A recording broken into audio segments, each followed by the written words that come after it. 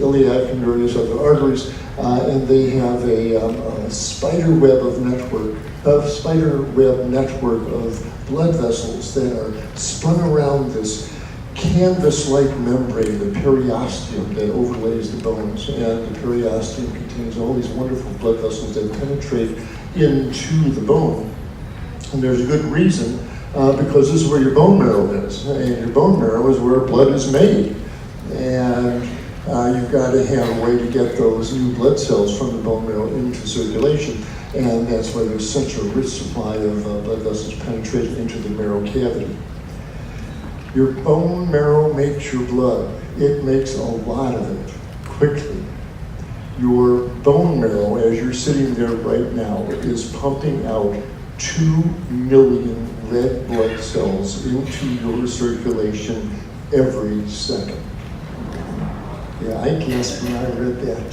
2 million cells a second are being put into your peripheral circulation from your bone marrow, and at the same time, your spleen and your liver are taking out about 2 million old, banged up red cells every second in order to salvage their hemoglobin and recycle them, make new red cells out of them. Just a stunning accomplishment that your bones quietly do for us 24/7.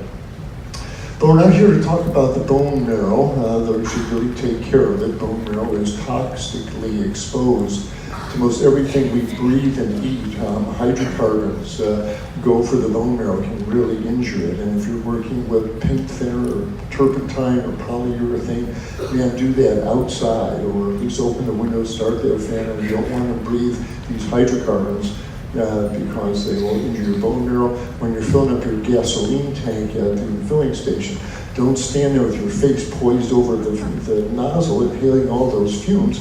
Turn your face upwind and inhale the relatively fresh air coming in, so you don't have to inhale those gasoline fumes, which will hurt your bone marrow.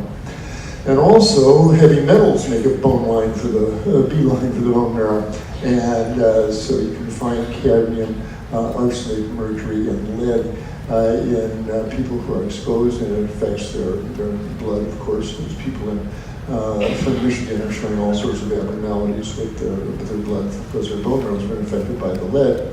And lead also goes into the bone marrow of animals. And one of the big crazes now in the health food story, bone broth.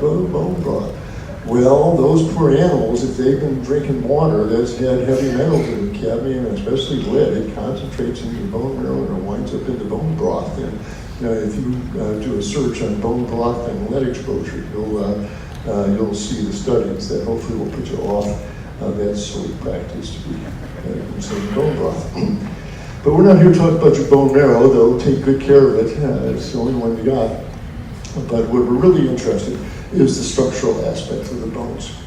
And the bones are alive, and that's what I really want to focus on, not just their structure, but how they continue to renew themselves.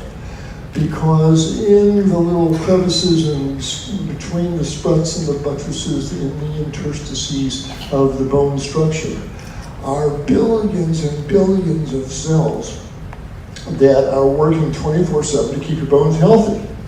They both build new bone and they break down old bone. They have two names, the osteoblasts. They build up new bone. Yay, osteoblasts. Man, you want to take care of your osteoblasts. They're really important. But we got these big guys over here, the osteoclast, clasto, is the suffix for break down, to destroy. The iconoclast pulls down the idols and breaks them. These are osteoclasts. Osteo means bone, so this breaks down bone. Why in the world would you want to have cells that break down the bone and try to build them up? The reason why you need osteoclasts is that life is a contact sport. And every time you bang your shin on the coffee table in the middle of the night on the way to the bathroom, every time you hit your elbow against the door edge there, little micro cracks appear in the bone structure, and you want to do something about that right away, because these cracks are just like the cracks in your car windshield, and if you don't take care of it and fix it early, it's going to extend. And these cracks in your bone, these little micro fractures will extend, and pretty soon the whole bone matrix gets weakened, and you know where that can lead. So as soon as you get one of these little micro cracks, the body is so amazing, bones are so amazing. Immediately, the site of the fracture starts oozing protein that summons in these osteoclast guys. And they come in with their powerful enzymes, and they're like the demolition crew at a construction site. They put up all the scaffolding and hang the tarps there, and then they call them the demolition guys.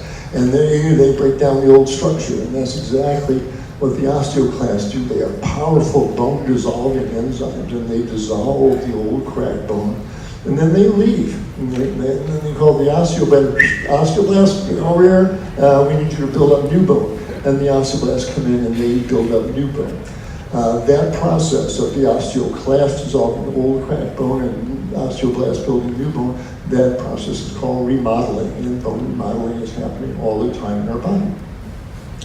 These, of course, are just cartoon animations of these very wonderful cells. Here's what they really look like under the microscope. The tissue has been stained pink.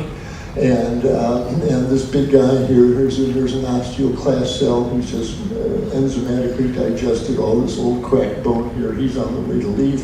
And here's the osteoblast, these smaller guys. They will come in and fill in this opening, and they will spin out new bone here. And it's just a beautiful self-renewing process that our body does for us. So let's hear it for both osteoclasts to break down whole bone, and osteoblasts. Okay, fair enough. I didn't actually look for applause, but I'm sure they appreciate it greatly. But we're all interested in strong bones. You want to really help those osteoblasts, man. You want to get them to lay down lots of new bone. How do they do that? What tells the osteoblast to lay down new bone? Because they need to know when to turn it on, when to turn it off. Well, there is a very powerful primordial force that wakes up your osteoblasts and tells them, we need new bone here. And that physical force is one of the most primordial in all the universe, and that's gravity. The very act of carrying a weight against gravity puts a gravitational force. Every step you take with a weight on your shoulder, a little wow of gravitational energy goes down your spine, down your hips, down your tibias, and into your feet bone. And every time that pull of physical energy goes down, the bone matrix gets a little distorted, electrical energy gets released, and these signals tell the osteoblast, hey, we're using the bones here, we need stronger bones. It's quite analogous to your muscles. If you use muscles every day, what happens to them? They hypertrophy, they get stronger. What happens if you stop using your muscles? You become sedentary and lazy, your muscles atrophy, they turn into guacamole. Well, this is how we used to live our lives. We used to spend all day gathering firewood and swinging hay bales and working in the garden and using heavy tools and lifting buckets of soil and carrying firewood and carrying heavy baskets.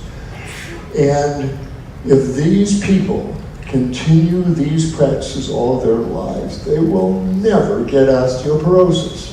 These bones are going to stay strong because they use them every day. And that chemical, physical message gets sent to those osteoblasts every day. Man, spin out some more bone matrix, and we are using these bones.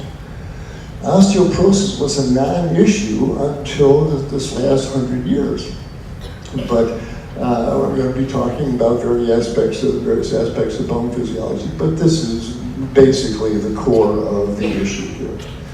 When you use bones, they get stronger. This was first outlined by a German physiologist back in the late 1800s, Julius Wolff, who postulated this law after observing the lines in bones in various animals and humans. And Wolff came up with a very clear adage: bone in a healthy person or animal will adapt to the loads under which it's placed. The more you use the bone, the stronger it gets. And he meant it in the exact scientific, precise mode of definition when he said it will adapt to the loads under which it is placed. Here's what it looks like under the microscope. Here's Wolff's law at work. If you ask a structural engineer to please outline the lines of force that go down your femur, your hip bone when you stand on it, he'll say, okay, well, there's basically two paths that the gravitational force travels. Goes down the outer aspect of the inner and outer bone tables here. Well, this is where the gravitational force lines up. Well, look in here. This is the osteoblasts know all about that, and they lined up exactly along the lines of force that the gravitational stresses are going to take going down the bone. This is Wolff's law at work. The bone cells will line up according to the most stress that's placed upon them. These people are never going to get osteoporosis as long as they stay physically active. Using your bones against gravity, swimming in a pool won't do this. But using your bones against gravity stimulates the osteoblasts, and that's what makes bones stronger. So this was our daily life, and osteoporosis was not an issue 100 years ago, but something happened in the intervening 100 years. We changed our lifestyle, and we have become sedentary. Welcome to the 21st century, we sit. You get up in the morning, go to the breakfast table, and you sit. Time to go to work, you get in your car, the train, the bus, and you sit. Go to work, you get in front of your computer and you sit till it's time for lunch, where you go to the restaurant and you sit, and then you come back for the afternoon work session and you sit. Time to go home, you get on the bus or in your car or on the train and you sit, and you walk in your living room and turn on the TV and you sit. You go to the dining room table for dinner, you sit, you come back, answer your email, watch the news, get depressed, and you sit. We have become sedentary, and there has been a terrible price to pay. Wolff's law never sleeps. Use it or lose it. Without consistent weight-bearing exercise, the osteoclasts continue to dissolve old bone faster than the osteoblasts lay down new bone. Let that sink in. Without consistent weight-bearing exercise, osteoclasts continue to dissolve old bone faster than the osteoblasts lay down new bone, and as a result, bone substance disappears. So what are the causes of osteoporosis? Not drinking enough milk? No. Not taking calcium pills? No. Osteoporosis is largely disuse atrophy of the bones. Our bones are dissolving because we're not using them. This cuts through all the nonsense, and we'll get to Fosamax and all that in a little bit, and calcium pills and dairy. That is not what the disease is. This is disuse atrophy of the bones. We're not using them, and our bones are dissolving right in front of our X-ray tubes and our scanners. This is what your bone is supposed to look like under the microscope. Lots of nice thick bone material here. But you stop using the bones and stop telling the osteoblasts to lay down new bone while the osteoclasts keep dissolving the old bone, and pretty soon you wind up with bones that look like this. And under the microscope it looks like pores have opened up in the bone, hence the name osteoporosis. It is porous bones. Now some folks are going to be more prone to this than others. Certainly women are born and they go through their lives with less bone mass than us big guys do. So they are already on the part of the curve that puts them at higher risk for low bone density because there was just less bone substance to begin with. The Caucasian women clearly have a higher risk than the African American women, and we can postulate the genetic difference why. As a woman passes through menopause and her estrogen level falls down, clearly estrogens have a beneficial effect upon bone metabolism. Estrogens foster some osteoblastic growth. They inhibit the osteoclast. So that's a good thing. That's why young women usually don't have much problem with bone density. But you don't want to start on estrogens to get your bones stronger, because the amount of estrogens you have to use really start raising the risk of breast lumps and uterine bleeding, et cetera, et cetera. But it's just a passing observation. Yes, estrogens certainly play a role. And when a woman goes through menopause, a factor that was keeping her bones stronger that now recedes into the background here. Family history of osteoporosis, yeah, there is some genetic component, but like all these other diseases, whether it's clogged arteries or diabetes or hypertension, whether or not your family history has it, whether you will actually develop depends upon how you treat the body. But what I really want to focus on before we leave this slide is the folks who are really at risk for osteoporosis, especially the vegan women, because they have these lovely, light, petite bodies that is wonderful. They won't get high blood pressure, they don't develop diabetes. It's a wonderful thing.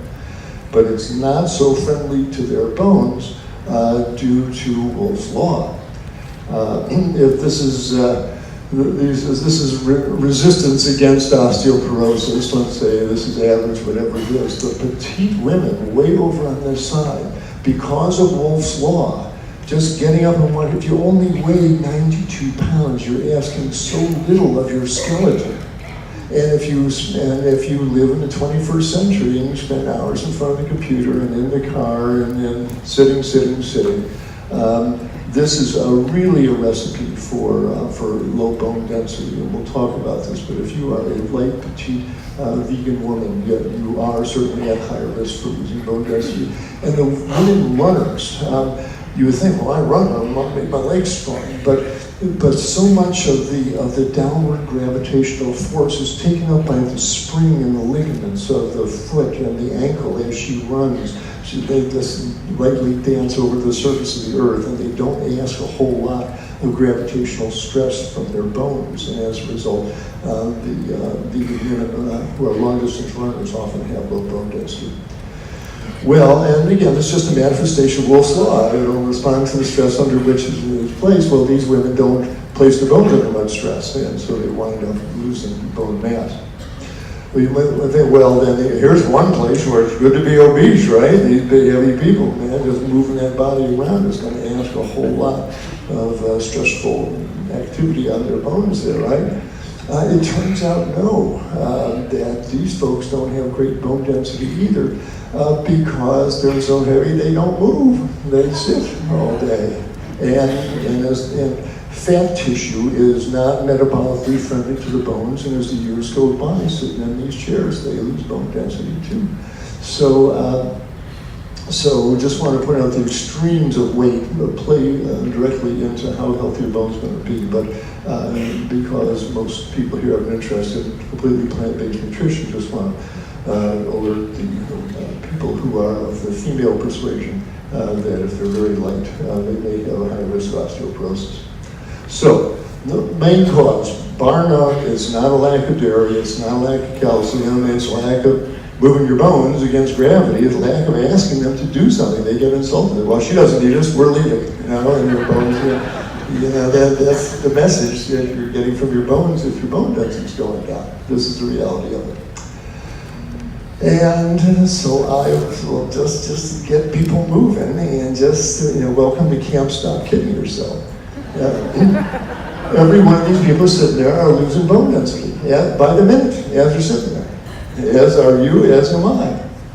Okay, and well, I'll take care of my bones one of these days. Each one of these people is going to wake up tomorrow morning with less bone density than they had the morning before. And this is where the bone calcium is going down the toilet. Literally, it's going out in the kidneys from this kind of lifestyle. So kid thyself not, you're losing bone mass every minute. So that's the first primary cause. The second cause, lack of essential nutrients. When you ask people, well, what nutrients does the bone need? Of course, the one that everybody comes up with reflex, calcium, bone, calcium, bone, calcium. And that's, they are forever wedded in the national consciousness. And people take their calcium and their bones don't get stronger. Hey, what's wrong? I shouldn't have a calcium lack. Again, welcome to reality land. Your bones are alive, like every other tissue in your body, and they need every other nutrient that all the other tissues, that your brain, your muscles, your skin, your kidneys need. Your brain certainly needs vitamin C, a lot of proteins being made. Certainly needs vitamin D, which we'll talk about. Needs vitamin K to steer calcium in your blood into your bones not troublemaking places like your arteries, we'll talk about. You need B6, you need folate, not folic acid, I should change that. Minerals, yes, you need calcium, that's true, but you also need boron, copper, magnesium, manganese, phosphorus, potassium, zinc. All of these are part of enzymes that the osteoblasts need to spin out new bones. You've got to take in those minerals in the salads and the vegetable soups. And there are macronutrients. You must have a moderate amount of protein. You need 30 or 40 grams of protein. If the folks who are desperately starving situations, they lose bone mass because they just don't have enough calories. But you need essential fatty acids. You need DHA and EPA, so you want that handful of walnuts. You want a tablespoon of ground flax seeds on your cereal. It's important to get essential fats in it as well. And a fair amount of protein. Have something proteinaceous at least once a day. Have a scoop of lentil stew, have a hummus sandwich, have a bean burrito, have something that has a leguminous protein in it at least once a day. It'll certainly help your bones. This food does not nourish your bones. This is one reason why American women are getting so osteoporotic, because they're living on this stuff. And this does not have the magnesium and the manganese and the boron and the trace minerals. It doesn't have the vitamin K2. It doesn't have the zinc. It doesn't have the essential nutrients. We become a fast food nation, and our bone health is one of the casualties. So healthy, whole food, plant-based diet, which we'll talk about. Absolutely, that's square two. Exercise against gravity, and we'll talk about how you do that as number one. Number two is a healthy, whole food, plant-based diet. These are the two pillars of getting strong bones going in your body. Now that said, osteoporosis generally just use atrophy of the bones, but there are certain practices, certain situations that will make the bone matrix dissolve even quicker. It's clear now too much salt in the diet. I am a recovering saltaholic, and I think it's cost me some bone density. And when I talk about salt, sugar, and oil, now we talked about entertaining your tongue with non-salty flavorings, lemon juice, etc. And it's a good idea if you're worried about your bones to really cut down on your salt intake. You're asking for trouble if you're a big fast food fan, and I spend a lot of time in the restaurants. Sugars turn to acids, and they seem to be unfriendly to the bones, but again, these are the kind of refined sugars that I talked about in my sugar and oil talk. It's the high fructose corn syrup, the cakes and the candies and the baked goods, and the refined sugars that wash through your bones, glycosylate the bone matrix proteins. They injure bone metabolism. They interfere with your osteoblasts getting on with healthy bone metabolism. So don't want to be eating sugar as a food for lots of reasons, not the least of which for this talk is to take care of your bones. Cola drinks are acidic, and the thing that makes them acidic is phosphoric acid. Read the label, you'll see phosphoric acid there. And as the phosphoric acid, that's what gives Coke its bite on your tongue, is the phosphoric acid. Well, it's entertaining, gustatory moment there, but meanwhile, your bones got to deal with this flush of acid-containing liquid that just went through your bone now. The bones are high-flow tissue. About 10% of your bones, of your blood circulation goes through your bones every heartbeat. And if it's got a big slosh of phosphoric acid there, then in order to neutralize that acid, your bones give up calcium, and that's one of the things that makes the bone matrix dissolve quicker.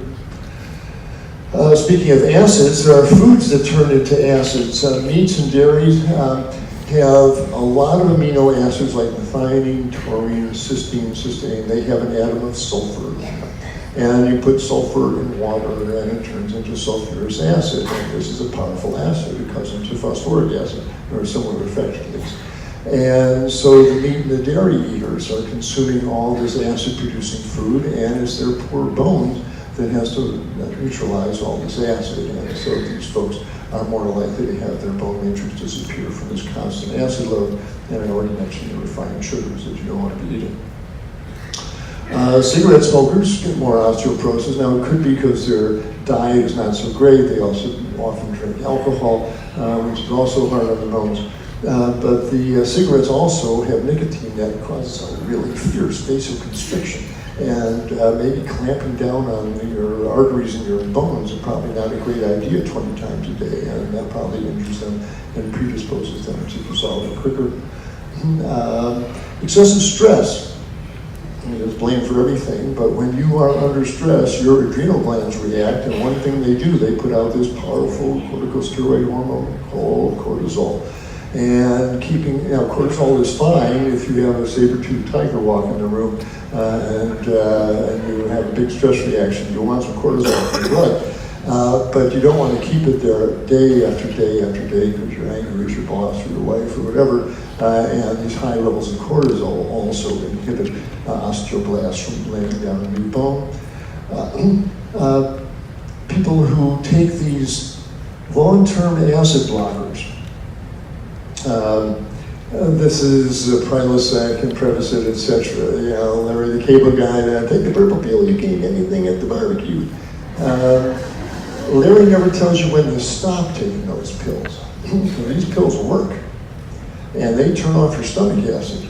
And yeah, you can eat whatever you want at the barbecue, further clog your arteries. But that acid's there for a reason. Mother Nature knows what she is doing. It's okay to turn your acid off for a month or two while you're healing a stomach ulcer or settling down gastritis from taking too much ibuprofen. But you turn that stomach acid off month after month after month, and people do. I've got patients, hey doc, every morning I take my multivitamin and my acid blocker. That's part of my morning ritual. And my stomach feels good all day. Yeah, but Mother Nature put that acid there for a reason. You need that acid to absorb vitamin B12. You need that acid to absorb iron, so you don't get anemia. You need that acid to digest protein. You need that acid to kill bacteria that is on the food that's trying to get down into your gut. That acid's there for a reason. And you also need that stomach acid to absorb calcium. And you turn it off week after week after week, well, guess what? You're setting yourself up for a vitamin B12 deficiency or iron deficiency, protein maldigestion, dysbiosis down the gut from strained microbes that should have been killed off by the stomach acid that are now growing there, and osteoporosis from calcium absorption inhibition. So not a good thing to be taking these silly acid blockers. Stay on for a couple of weeks to heal a sore stomach, and that's it, get off of it. Now, the stress puts out your own cortisol, but there are some folks who are taking corticosteroids for their asthma or their lupus or some autoimmune disease, and they can be life-saving, and a couple milligrams of prednisone to keep a Crohn's flare from erupting is not a terrible thing. But you're taking more than 5 milligrams of prednisone on a daily basis is probably going to cost you some bone density. And so you want to get on a bone building program as well, and work with your doc to find the lowest dose of steroids that will keep the symptoms away without causing any adverse effect. And the same thing is true for thyroid hormone. Too much thyroid makes your bones you're on fast idle, and they wind up dissolving their own matrix.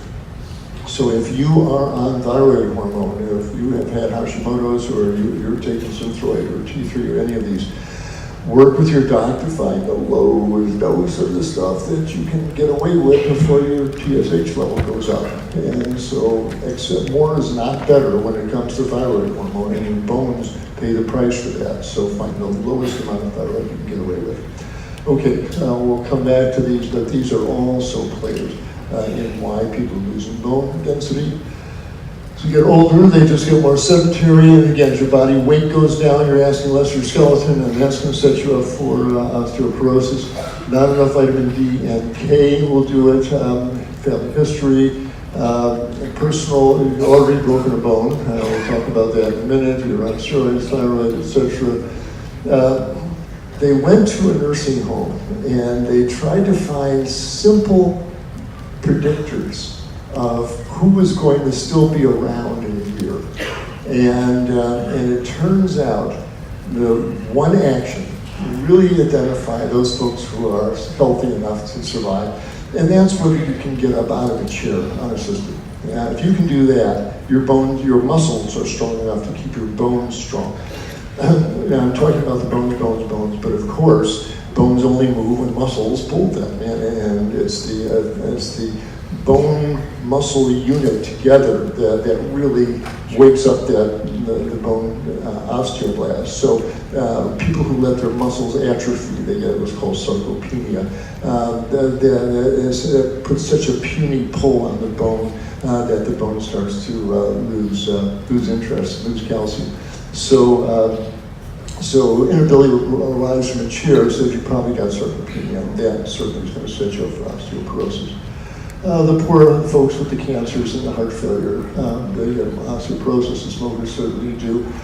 Now we got to talk about some tests here. But if you're in these categories, you got some work to do before you wind up with a problem. So how do you know you got the problem? How do you diagnose it? It's not that hard to diagnose. What you want to do about it is something else. There's a couple of urine tests. If you really have a serious concern about, doc, what's my bone density doing? Do I have the process of osteoporosis? Because there's active dissolving of the bones. I'll say this again and again. I've used the term a few times.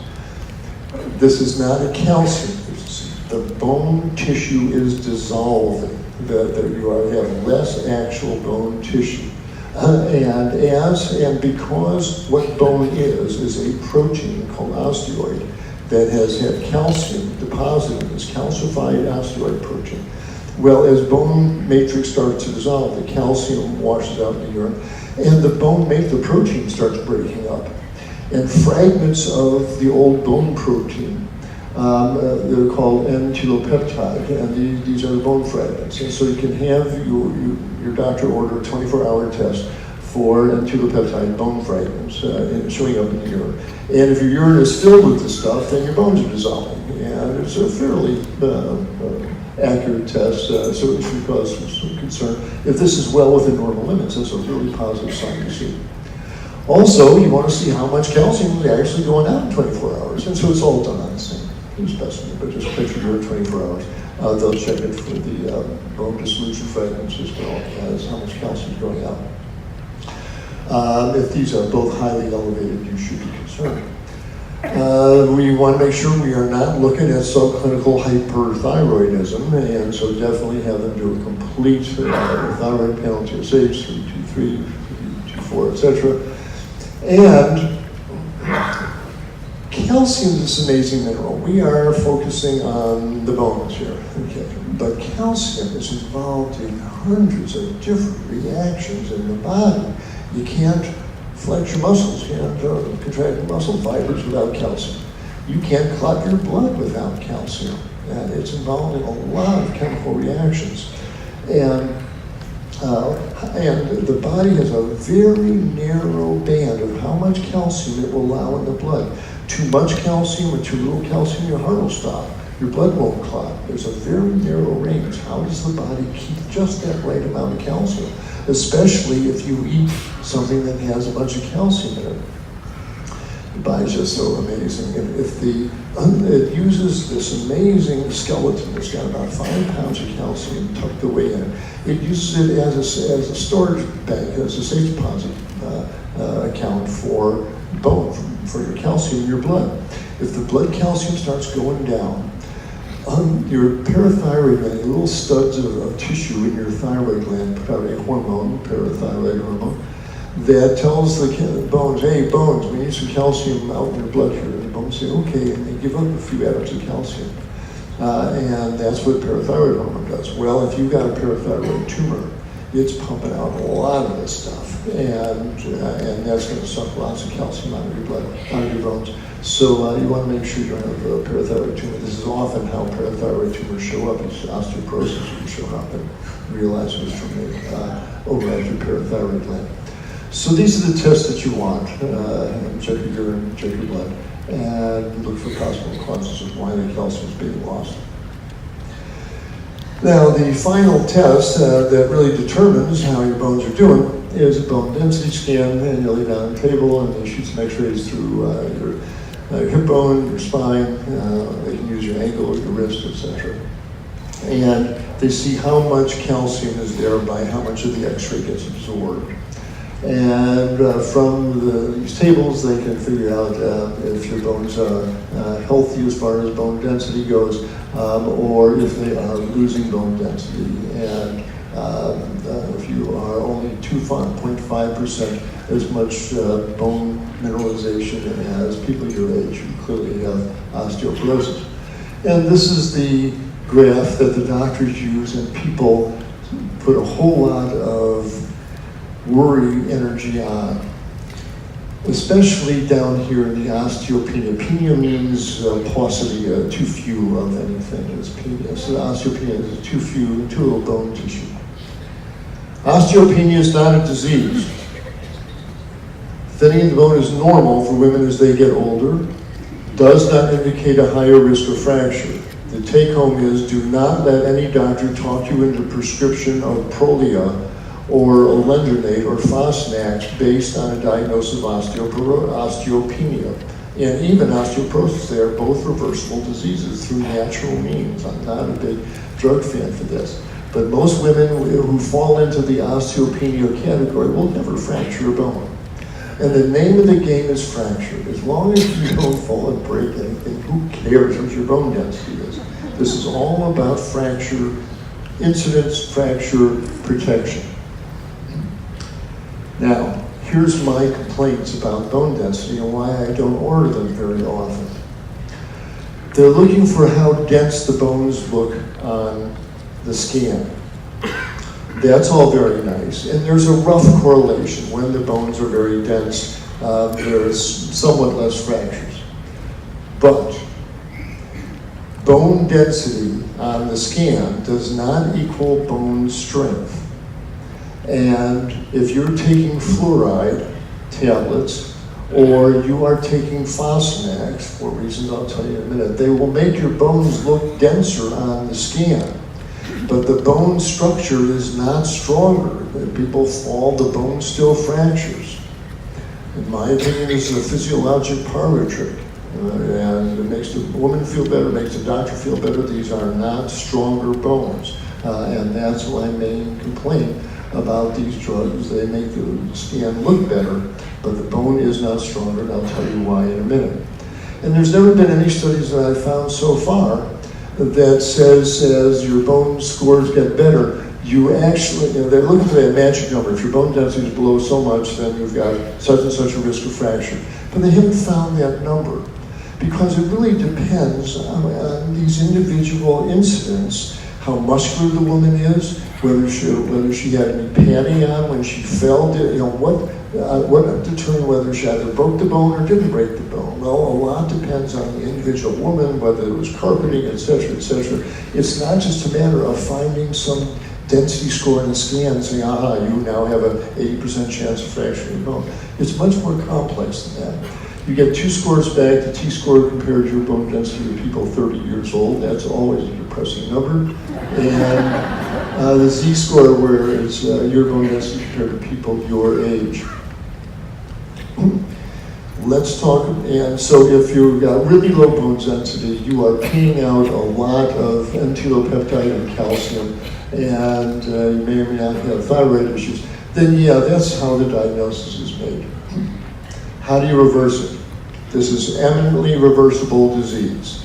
And so I don't want to depress you. Let me give you the most hopeful message of this talk. Your osteoblasts are still in your bones. Even if you've lost some bone matrix, you still have billions and billions and billions of osteoblasts. And they're just waiting there for you to ask them to do something. They're waiting for you to have to wake up and lay down some new bone by using them. And you can't play victim with this, because once you fracture that hip, you bought yourself a major medical problem. There's no reason to wait that long. Wake up your osteoblasts and get them laying down new bone. Just as exercise improves muscle strength, exercise strengthens the bones, and they get stronger. There are lots of studies showing that if you start using your bones against gravity, they get stronger. So anything that uses your bones against gravity works. Just walking will help. But certainly a light jog helps a bit. Hiking with a pack on your back. Gardening, bending down, standing up, using those tools, holding those buckets. This strengthens your bones. Yoga, as long as you are in a stance that puts some stress on your bones. Dr. Morgan Fishman is a physiatrist in New York that has yoga for osteoporosis. Worthwhile getting his book and reading about that. That's Dr. Fishman. Dancing, even the dancers have stronger bones than the non-dancers. So I'll talk a bit more about specifics of exercise, but there's no question, nothing works unless you start using your bones. This also, as you do more hiking, more dancing, etc., your balance gets better. That's going to reduce the risk of you falling, and less falling means less fractures. So this prevents and reverses sarcopenia. So this is the ultimate key. It's penance in a way, you know. It's all, you know, the myth, the legend of Dr. Faustus and Mephistopheles, you know, and Mephistopheles, the devil lovers, Faustus, a lifetime of success and riches, etc. But there will come a day of reckoning when he must pay for with his mortal soul there. Well, we kind of got that with modern life and our sedentary lifestyle. Now you can. The deal is you can sit all day and someone else will grow your food for you. You can sit all day and someone else will educate your children. You can sit at your computer and you can read about the world. You can sit while you travel around the world. You can sit while you do everything. Sit while you brush your teeth. So sit. And we tell you, oh boy, we love that one. We are a lazy species and we grab onto that one. But then the day of reckoning comes, you know, well, but there's been a cost there, and the cost is your bone strength, is your bone density. Oh no, how can I get my bone density back? There's penance you must do, and this is what it looks like. If you want to reclaim your bone strength, you must now use them. And how you look at it, how you need to look at it, that whatever makes you get up and start using that skeleton and use it. So, they asked Reinhold Meissner, the first man to climb Mount Everest without oxygen. And he said, what would you recommend people do to keep themselves physically strong? He didn't miss a beat. Never miss a chance to walk upstairs. Never miss a chance to walk upstairs. He's absolutely right. And so, do whatever you can do to get stairs into your life, carry packages, take the long way home in the parking lot. Every step you take holding a weight helps you. So, find clever ways to do that, but it's the 21st century. Is there some way we can just do something to provide that weight? Well, of course, just get on Amazon and type in weighted vest, or you may type weighted vest for women. And for a few bucks, you get yourself a little 6-pound or 8-pound weight vest. Now, just wearing this, putting it on, and now the good models just come with empty pockets and a box of little lead weights. Okay, so just put it on empty with no weight in there whatsoever. Put a t-shirt over it, nobody knows you're wearing it, and just wear it around the house. Just get used to the feel of it over a couple of days. And then when you're feeling adventurous, it's time to really strengthen your bones, then take 2-pound weight up and pop it in little pockets there, put on your t-shirt, go for a walk. And after 2, 3, 4 walks through that, you handle 2 pounds, then take another 2 pounds, pop it in there, now you're up to 4 pounds. And every week or 10 days, add 2 pounds, so you get up to 6 pounds, 8 pounds. You don't need 30 pounds of lead here. And if you put on 30 pounds and put the vest on, you will never put it on again, I promise you. So start off with an empty vest, just grab, take a month to work up to 6 pounds, 8 pounds. I guarantee you wear a 6 or 8 pound weight vest for 2 hours every day, your exoskeleton will start getting stronger, not a question. And just wear it. Go to the post office, go to the movies, do vacuum, just wear the thing. Every step you take as you're vacuuming is going to strengthen your spine, strengthen your bones, strengthen your muscles. And if you really want a Cadillac workout, you're really serious about it, you have an official workout regimen anyway, put on that 6, 8 pound weight vest, put a t-shirt on and grab a couple of 5 pound or 3 pound or 5 pound hand weights, and you go for a nice 40-minute walk. I guarantee you take a 40-minute walk 3 times a week with a 6 or 8 pound weight vest and 3 or 5 pound hand weights in your hand, and I guarantee you your doc, the next time they do a bone density, will say, wow, man, that Fosamax is working great. And you say, no, doctor, no, that bone density is better for the right reason, because I'm actually using my bones. And so petite women especially, for the reason I mentioned, start with empty vest and start increasing it, and again, have some 3-pound or 5-pound handweights. This is how you reverse osteoporosis. But anything that stresses the bones will work, and these lovely elastic bands, they work just fine, and you can travel with them, and anything that stresses the bones. These rowing machines put a nice stress on the bones. I've had a couple of lady patients who've really improved their bone density with a few hours on the rowing machines. These vibrating platforms send vibrations up. They also make your muscles tighten up and strengthen bones. Just standing doesn't help. While you're on it, you got to do some isometric tightening of the muscles, or do some squats or lunges. If you do that on one of these platforms, that will increase the rate at which the bones increase their density. And a tip of the stethoscope here, my colleague, Dr. Joel Furman, he came up with a really nice program called Osteoporosis Protection for Life. I don't make any money off his video sales, I wish I did, but I have to admit he came up with a really nice program here, and if you're serious about getting your bones strong, look at Dr. Furman's program. Okay, so let's speak strong bone, daily weight bearing, and now you want a diet rich in fruits and vegetables. That you ought to know well by now. Fruit no meal for breakfast, colorful salads, hearty vegetable soups, whole grains. Eat those greens. The greens have vitamin K, and they're really important, vitamin K1 and K2. Vitamin K does something very important for calcium. We're so simple-minded. We think that, well, calcium is white. Those white pills look full of calcium, like chalk in the grammar school. So white calcium goes into my white bones here and makes them stronger. Like you think this calcium knows where to go. It doesn't. It is a dome mineral. And when you take a calcium tablet, which I do not think you should, in any high amounts, I'll talk about the amounts in a second, that calcium floods through your system and it starts depositing out in tissues all over your body, and you wind up calcifying tissues you don't want to calcify, like your artery walls, like your tendons, like your bursa. Calcium's a dumb mineral. Vitamin K2 steers calcium into your bones, and that's why you want to eat lots of greens for vitamin K1, and the microbes in your gut will turn them into vitamin K2. Now, again, I don't make anything off Dr. Furman's vitamin sales, but here's his men's daily, and you'll notice he took out the bad things. Vitamin A increases hip fractures, it increases the rate bones dissolve, so he took out vitamin A. Beta-carotene prompts cancer growth, he took that out. But here's his vitamin K2, and he left in 40 micrograms of K2. Brilliant move, Dr. Furman. Here's vitamin D3, 2,000 units, a safe but hefty dose for everybody, and I commend him for putting that in as well.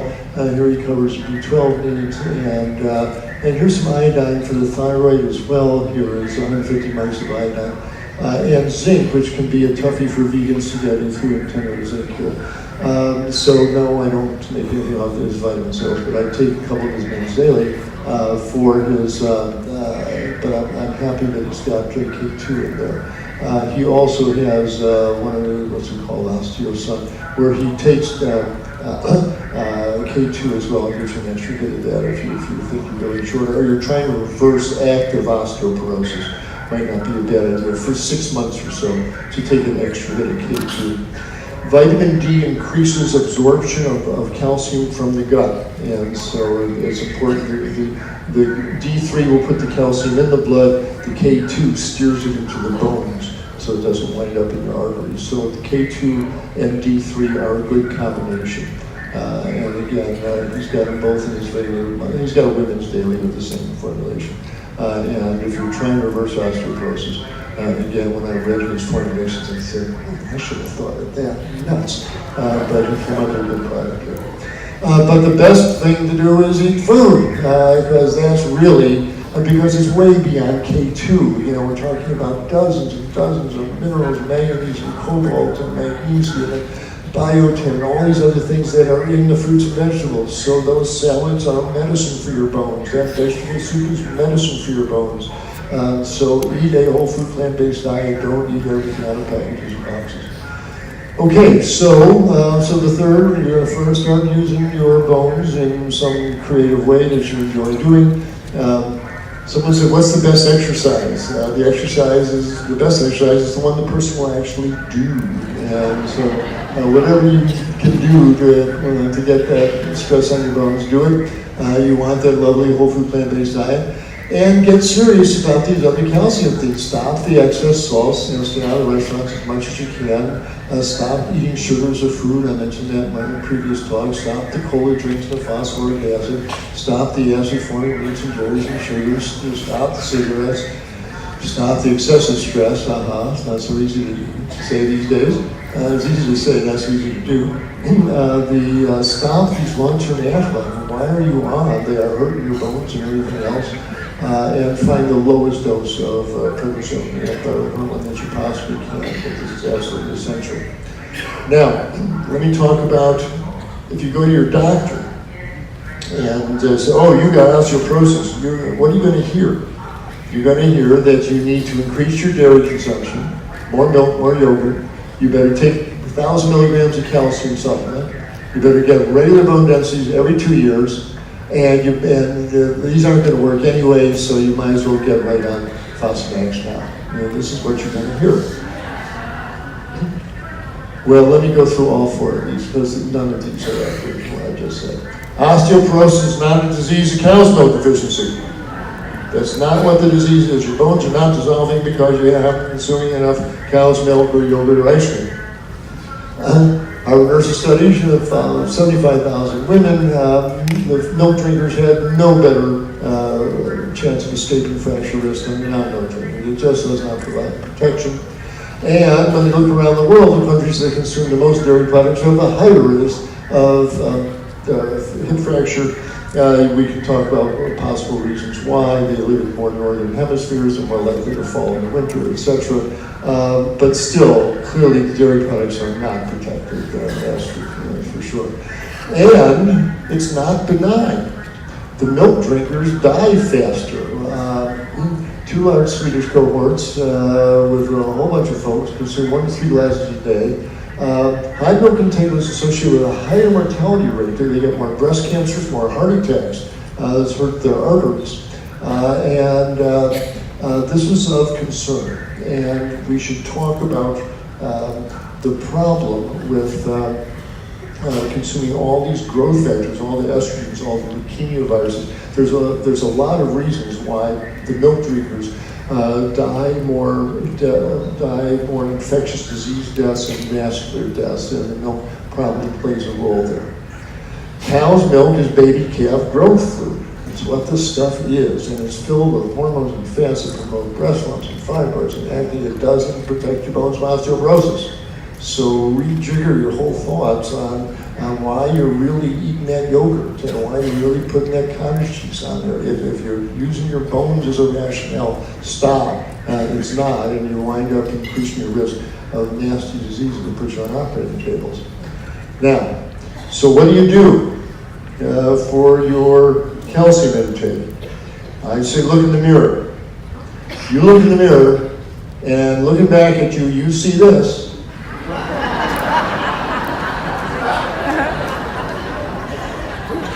Then go ahead and enjoy your milk and your cheese and your ice cream.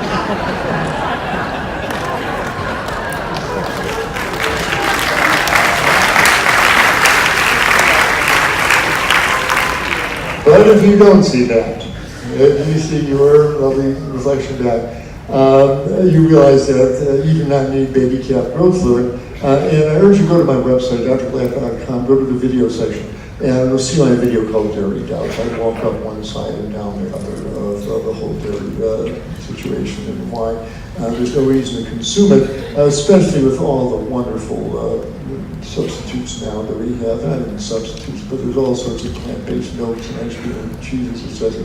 No one's saying this is a bastion of good health. They're all junk in their way. They're all sugar and vegetable oil, but at least they don't have the hormones and the leukemia viruses and the cow pus and all the growth promoting factors that cow's milk has.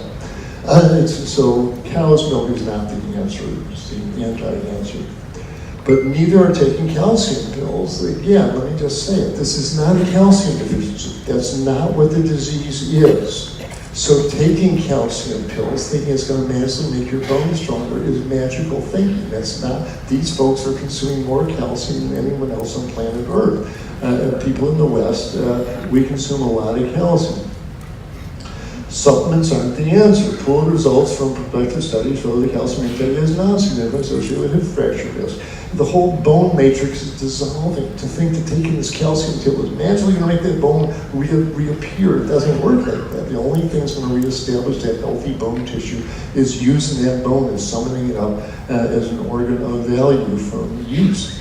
Pooled results from random controlled studies show no reduction in hip fracture. Increased risk is possible. But this is the scary part. People take calcium tablets, get more heart attacks, and more of them die. Why? I mentioned that calcium is not just involved in bone health, it's involved in blood clotting. And when you take 1,000 milligram, 1,200 milligram calcium tablet for the next 6 hours, you are hypercalcemic. You've got a lot of calcium in your blood.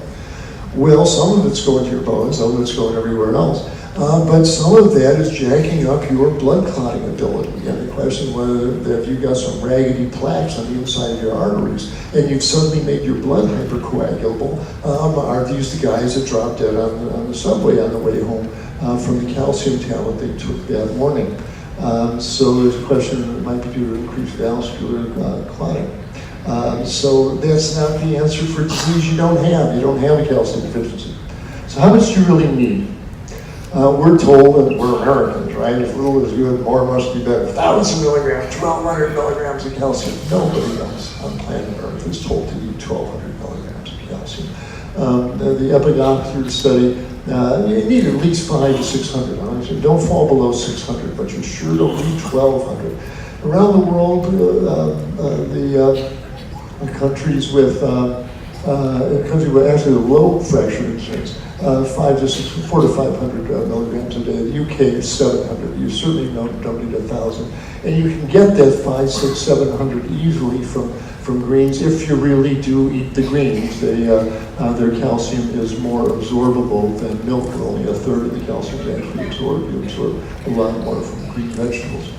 Eat lots of dark leafy greens. They are medicine for your bones because, again, not only the calcium, but the magnesium, and everything else they contain. Soy is good for your bones. All the legumes are, sesames have lots of calcium in them. Broccoli, figs are a surprisingly good source of calcium. You got to get that 600 from somewhere. We'll get it from these foods. Vitamin D, as I mentioned, is needed to absorb calcium from your gut, from your food. You need at least 30 nanograms per every ml. It's made when sunlight falls on your skin. People say, well, I live in Florida, I live in Arizona, I must be getting lots of vitamin D. You're not. Most people aren't out in the sun. During the middle of those hot, fierce desert days, people are inside. If you do go outside, you got a hat on, you got sunglasses, you got some sleeves on, you got sunscreen on. Very little ultraviolet light is falling on the skin to make vitamin D. So get yours checked. If it's well below 30, then take 2,000 IU of vitamin D. And it's vegan nowadays, so it's vegan D3. It used to come from lanolin, but now from sheep, but now it is vegan D3. So 2,000 is a safe dose for everybody. If you're really sure, if this is way down in your boots, your level is 80 to 10, then you can take 5,000 for a month or two, and then drop it down to 2,000. I'm not a big statin fan for lots of reasons, but they inhibit your body's ability to make vitamin K2, and that can't do great things for your bones. The best way to lower your cholesterol is to stop eating anybody else's cholesterol. Do that first and see what happens to your own cholesterol. If you're one of these vegans with surprisingly high, stubbornly high cholesterol levels, even though you've been on a plant-based diet, one, get the oils out and the sugars out because they're keeping your cholesterol and triglycerides high. But also, it may be a selenium deficiency. A Brazil nut every day for a couple of weeks, and then 2-3 times a week, often lowers these stubbornly high cholesterols in the vegans. Now, finally, let's talk about Fosamax. Along with statins, my other unfavorite drug. Because they're handed out like sugar. Oh, you got low bone, you got osteopenia, you better get on Fosamax. As if this is magically going to make this woman's bones stronger. The question that's never asked of the doctor is, tell me, what is the action of Fosamax? What does it really do? If it makes my bone density better on the scan, how does it really do that? And you must think there's some super cosmic mechanism that magically takes calcium from the tablets that you take in and puts them into it. It doesn't work like that. I was pretty shocked when I read the actual pharmacologic action of alendronate in these various calcium inhibitors, well, the osteoporosis retarding agents. Here's what they do. What does Fosamax do? It kills your osteoclasts. What? Yeah. Osteoclasts break down old bone. Fosamax stuns them and keeps them from doing this. And it induces what's called apoptosis. It makes the cells die. Now, one Fosamax tab does not kill off all your osteoblasts. There's still some left in there. It's not like this is completely irreversible. But have no illusion what Fosamax does. It kills off your osteoclasts. Why in the world do you want to do that? Well, they think if osteoblasts build up new bone and osteoclasts break down old bone, let's just remove the osteoclast from the equation, and that gives the osteoblast, the bone builders, a big head start because nothing is breaking down the old bone. Ta-da, bone density is going to get better. And it does. And people celebrate, oh, your bone density scan looks better. And it does look better on the scan because the osteoblast laid down more bone stuff. But it's bone stuff.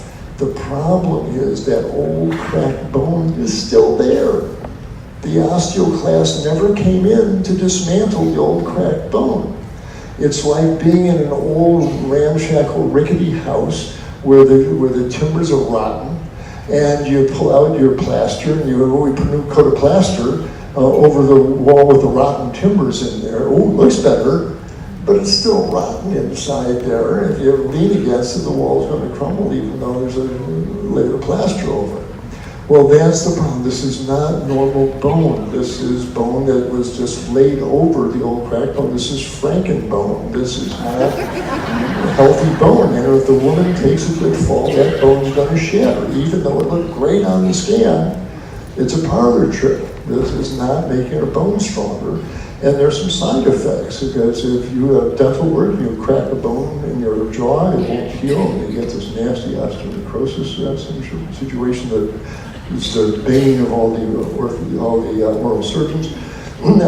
If these pills get stuck in your esophagus, they can set off esophageal cancer, they set off arrhythmias. These are not sugar pills. And all they're doing is stunning your osteoblasts and killing off most of them. If you've got osteoporosis, and I said, well, you've got weak bones there, well, I'm just going to kill off your osteoclast. Let's see if that makes your bones better. You'd say, what are you talking about? And realize that's what you're signing up for when you go on these drugs.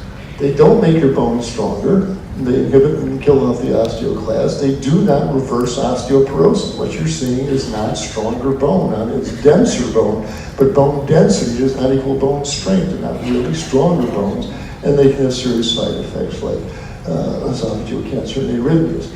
Before you sign up to start an alendronate drug, consider getting a weighted vest and start walking and start those other things. So The name of the game is prevent the fracture. If you don't fracture your bone, if you don't fall and fracture, who cares what your bone density is? You finally breathe your last day on this planet. Who cares what your bone density was, as long as it got you around every place you need to go. If there's no fracture, there's no fall.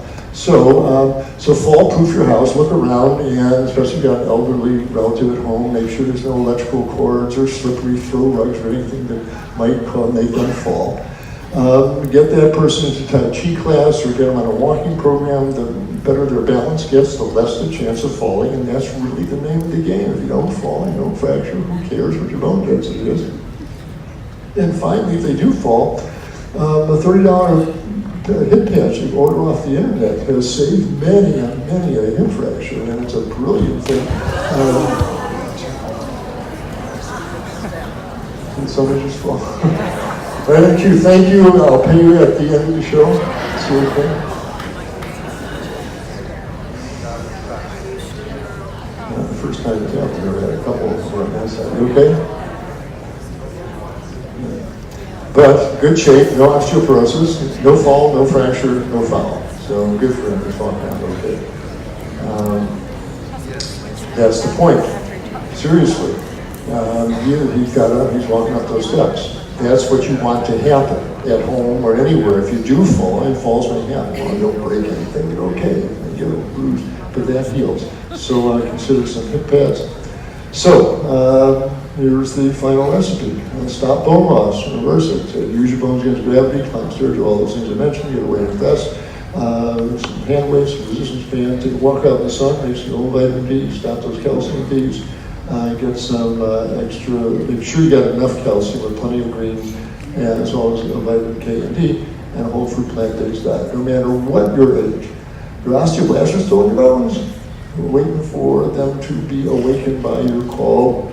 Let's lift something, nourish them, and prompt them to create new bone material, and they will. I have this also. If you don't want to send a disc from here to send it to a friend of yours, have them go to my website, drklaper.com, go to the video section. I have this talk called Healthy Bones. Be strong, be well, and be green.